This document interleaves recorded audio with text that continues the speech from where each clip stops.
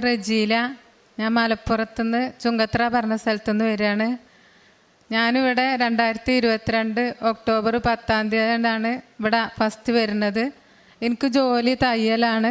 തയ്യൽ കടയിൽ ജോലി ചെയ്യുന്ന സ്ഥലത്തിലെ ഒരു ഫ്രണ്ട് വഴിയാണ് ഞാൻ കൃപാസനം മാതാവിനെ കുറിച്ച് അറിയണത്. ഒരുപാട് പ്രശ്നങ്ങൾ അനുഭവിച്ചുകൊണ്ട് നിൽക്കുന്ന സമയത്താണ് ഞാനിത് അറിയണത്. എനിക്ക് 23 വർഷമായിട്ട് സോറിയാസിസ് അസുഖം ഉണ്ടായിരുന്നതാണ്.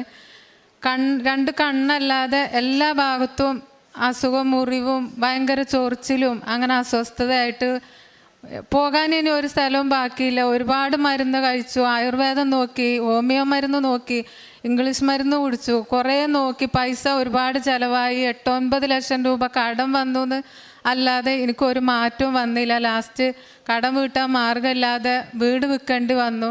വീട് വിൽക്കാൻ കുറേ ഞാൻ ശ്രമിച്ചു, വീട് വിൽക്കാനും എനിക്ക് പറ്റണില്ല. അങ്ങനെ അസുഖവും മാറിയില്ല, കടവും വന്ന് അങ്ങനെ ഒരുപാട് സങ്കടത്തിൽ നിൽക്കുന്ന സമയത്താണ് എൻ്റെ ഫ്രണ്ട് പറഞ്ഞത് എന്നോട്, ഇങ്ങനെ ഒരു മാതാവ്, കൃപാസന മാതാവിൻ്റെ അടുത്ത് പോയിട്ട് ഉടമ്പടി എടുത്ത് പ്രാർത്ഥിച്ചാൽ നടക്കും, പോയി നോക്കുമെന്ന് പറഞ്ഞു. അപ്പം കുറേ ഞാൻ എല്ലാം ചെയ്തു നോക്കി. ഇനി ഇതും കൂടി ഞാനൊന്ന് പരീക്ഷിച്ച് നോക്കാമെന്ന് വിചാരിച്ച് ഫസ്റ്റ് ഇവിടെ വന്നത്. ഫസ്റ്റ് ഉടമ്പടിയിൽ ഞാൻ എഴുതിയത് ആദ്യം എൻ്റെ അസുഖം മാറിത്തരണം എന്നാണ്. അസുഖം പൂർണ്ണമായിട്ടും മാറുകയാണെങ്കിൽ ഞാൻ മാതാവിൽ പൂർണ്ണമായിട്ടും വിശ്വസിക്കും, അതിൽ ഞാൻ ഉറച്ച് വിശ്വസിക്കുന്നു എന്നും പറഞ്ഞിട്ടാണ് ഞാനിവിടെ ഫസ്റ്റ് ഉടമ്പടിയിൽ എഴുതിയത്. എനിക്ക് 3 മാസം തീരുന്നതിൻ്റെ മുമ്പ് തന്നെ എൻ്റെ ചൊറിച്ചിലൊക്കെ മാറി, ഒരു 3/4% മാറി, അസുഖം മാറി. അതെനിക്ക് ഭയങ്കര സന്തോഷമായി. അതിൽ ഞാൻ രണ്ടാമത് വീണ്ടും ഉടമ്പടി പുതുക്കാൻ ഞാൻ ഇവിടെ വന്നു. അതിൽ ഞാൻ എഴുതി എൻ്റെ പൂർണ്ണമായിട്ടും എൻ്റെ അസുഖം മാറിത്തരണമെന്ന്. ഇന്ന് ഞാൻ ഭയങ്കര സന്തോഷത്തിലാണ്. എനിക്ക് ആ അസുഖം പൂർണ്ണമായിട്ടും മാറിയിരിക്കണ്. ഒരു മരുന്നും ഞാൻ കഴിച്ചിട്ടില്ല. ഇവിടുന്ന് വെഞ്ചരിച്ച തൈലാണ് ഞാൻ പുരട്ടിയത്. അത് മാത്രമേ ഞാൻ മരുന്നാക്കി ഉപയോഗിച്ചിട്ടുള്ളൂ. പിന്നെ എൻ്റെ വീട് വിൽക്കാൻ വേണ്ടി രണ്ടാമത് എഴുതി. 5 വർഷമായിട്ട് ഞാൻ നോക്കുന്നുണ്ട്, വീട് വിൽക്കാൻ സാധിച്ചിട്ടില്ല. പിന്നെ ഞാൻ ഇവിടെ വന്ന് എഴുതി പോയിട്ട് എൻ്റെ കടങ്ങൾ വീടാൻ വേണ്ടിയിട്ട് എനിക്ക് വീട് വിൽക്കുക അല്ലാതെ വേറെ നിവൃത്തിയില്ല. ഞാനും ഹസ്ബൻഡും ഡൈവേഴ്സായിട്ട് പിരിഞ്ഞ് നിൽക്കുക. എനിക്ക് 2 മക്കളുണ്ട്. ജോലി തയ്യലാണ്. എനിക്ക് കടം വീട്ടാൻ വേറൊരു മാർഗ്ഗമല്ല. അങ്ങനെ വീട് വിൽക്കാൻ വേണ്ടി എഴുതി. ഇവിടെ വന്ന് 2 മാസം കഴിഞ്ഞപ്പോൾ തന്നെ എനിക്ക് എൻ്റെ വീട് വിൽക്കാൻ എനിക്ക് പറ്റി. അത് വിറ്റ് കടമൊക്കെ വീട്ടി. പിന്നെ എനിക്ക് 2 മക്കളിൽ ഒരു മോളാണ്. മോളെ കല്യാണപ്രായമായി. കല്യാണത്തിനും ഇതുപോലെ എന്നെ സഹായിക്കാൻ ആരുമില്ല. പൈസ തന്നാണ്ട് സഹായിക്കാൻ മാത്രം എനിക്ക് ആരുമില്ല. കുടുംബക്കാരായാലും ആരായാലും ഇല്ല. ഇന്നത്തെ കാലത്ത് 1000-2000 ഉറുപ്പ്യ വരെ കടം തരാത്ത കാലത്ത് എനിക്ക് ലക്ഷങ്ങളാണ് ആവശ്യം എൻ്റെ മോളെ കല്യാണത്തിന്. ഞാനൊരു KSF ചിട്ടിയിൽ കൂടി. അത് ഞാനിവിടെ വന്ന് മാതാവിൻ്റെ അടുത്ത് 8 വർഷത്തെ KSF ആണ്. അതൊന്നും എനിക്ക് കിട്ടൂല എന്ന് എനിക്ക് ഉറപ്പാണ്. എന്നാലും ഞാനൊരു പരീക്ഷണം പോലെ ഇവിടെ വന്നിട്ട് ഞാൻ 3ാമതും ഉടമ്പടി പുതുക്കിയപ്പോൾ ഞാൻ എൻ്റെ മോളെ കല്യാണം നടത്താൻ എനിക്ക് മുന്നിൽ വേറൊരു മാർഗ്ഗമില്ല. സഹായിക്കാൻ ആരുമില്ല. എനിക്ക് എന്തെങ്കിലും ഒരു മാർഗ്ഗം എൻ്റെ മുന്നിൽ കാണിച്ചു തരണേന്ന് പ്രാർത്ഥിച്ചിട്ടാണ് ഇവിടുന്ന് പോയത്. എനിക്ക് ഭയങ്കര അത്ഭുതമാണ്. എനിക്ക് എൻ്റെ മോളെ കല്യാണത്തിൻ്റെ തലേ ആഴ്ച എനിക്ക് എൻ്റെ KSF കിട്ടി. എൻ്റെ മോളെ കല്യാണം ഞാൻ നല്ല ഇതിൽ ഞാൻ നടത്തി. അത് കഴിഞ്ഞ് പിന്നെ എനിക്ക് വയറുവേദന വന്ന ആശുപത്രിയിൽ പോയി. അപ്പോഴാണ് 2 കിഡ്നിയിൽ സ്റ്റോണാണെന്ന് അറിയണത്. 5 സ്റ്റോണുണ്ട് 2 കിഡ്നിയിലും കൂടി എന്ന് പറഞ്ഞു.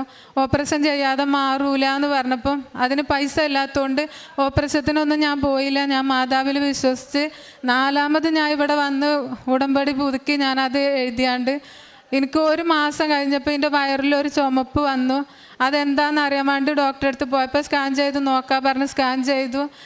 അത് സ്കാൻ ചെയ്ത ഡോക്ടർക്ക് പോലും അത്ഭുതം, എന്ത് മരുന്ന് ഞങ്ങൾ കഴിച്ചാൽ കിഡ്നിയിലെ കല്ലൊക്കെ പോയല്ലോ എന്ന് പറഞ്ഞു.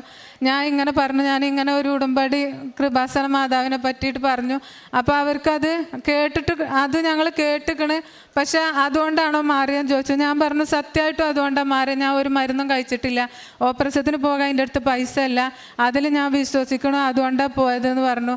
എൻ്റെ നാട്ടുകാർക്കറിയാം ഞാൻ ഇത്രയും. ഇപ്പോൾ ഞാൻ വീട് വിറ്റിട്ട് മോളെ കല്യാണമൊക്കെ കഴിഞ്ഞ പിന്നെ വാടകയ്ക്കാണ് പാർക്കണത്.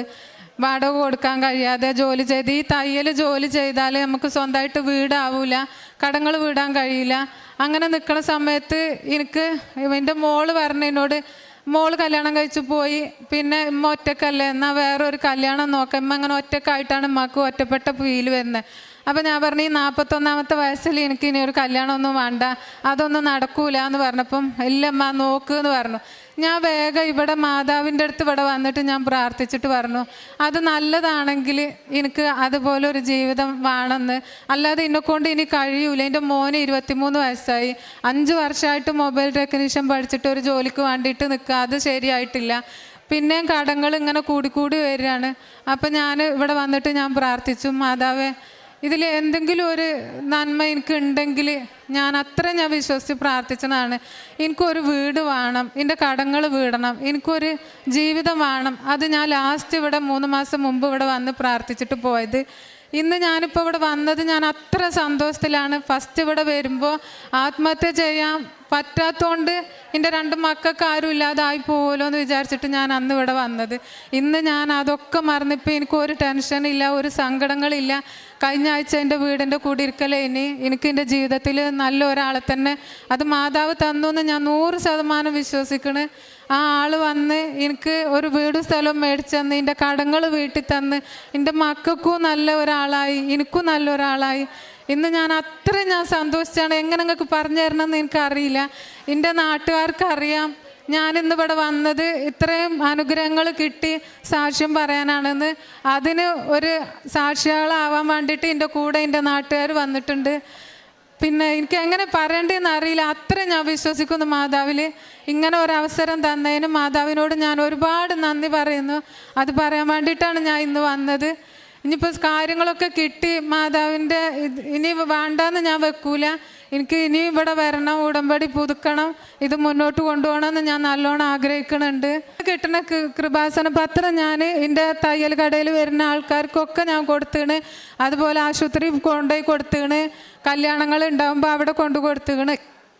എനിക്ക് കിട്ടിയ ഈ അനുഗ്രഹം ഞാൻ ആര് വിഷമം പറഞ്ഞാലും ഞാൻ ഓരോരുത്തൊക്കെ ഞാൻ തെളിവടക്കം എൻ്റെതാണ് തെളിവ്, ഞാനാണ് തെളിവ് പറഞ്ഞിട്ട് എൻ്റെ അസുഖങ്ങൾ ഇപ്പം നിങ്ങൾക്കൊക്കെ കാണാം. എൻ്റെ കൈമ്മലും കാലുമ്മലും ഒക്കെ എൻ്റെ മുഖത്തൊക്കെ ഇങ്ങനെ മുറിവായി ചൊറിഞ്ഞ് ഞാൻ ചൊറിയാതെ നിൽക്കുന്നത് എൻ്റെ ഫ്രണ്ട്സ് കണ്ടിട്ടില്ല. അങ്ങനത്തെ ഒരവസ്ഥയിൽ നിന്ന് ഇങ്ങനെ ആയപ്പോൾ ഞാൻ തെളിവ് കാണിച്ചു കൊടുത്തത് ഞാൻ ഇന്നെ തന്നെയാണ്.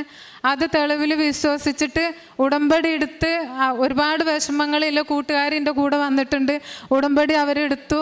ഇനി അവർക്കും നല്ല അനുഗ്രഹങ്ങൾ മാതാവിൻ്റെ അടുത്ത് കിട്ടട്ടെ എന്ന് ഞാൻ ആഗ്രഹിച്ചിട്ട് ഞാൻ പ്രാർത്ഥിച്ചിട്ട്. ബൈബിൾ എൻ്റെ കയ്യിലുണ്ട്. ഞാൻ എന്ത് ഇത് വന്നാലും ബൈബിൾ കണ്ണടച്ച് ബൈബിൾ തുറന്നു നോക്കും.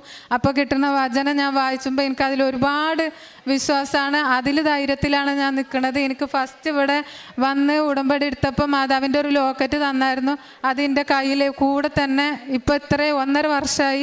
ഈ 1.5 വർഷമായിട്ടും എൻ്റെ കയ്യിൽ നിന്ന് ഞാനത് വെച്ചിട്ടില്ല. എൻ്റെ ഫോണിൻ്റെ കവറിൻ്റെ ഉള്ളിലാണ് ഞാൻ വെച്ചിരിക്കുന്നത്. അതിലെനിക്ക് വിശ്വാസമാണ്. എന്ത് വിഷമം വരുമ്പോഴും അത് കയ്യിൽ വെച്ചിട്ടാണ് മാതാവേ എന്നെ കൈവിടല്ലേ എന്ന് ഞാൻ പറയല്. എനിക്ക് അത്ര നിങ്ങളടുത്ത് എങ്ങനെ പറയേണ്ടതെന്ന് എനിക്കറിയില്ല.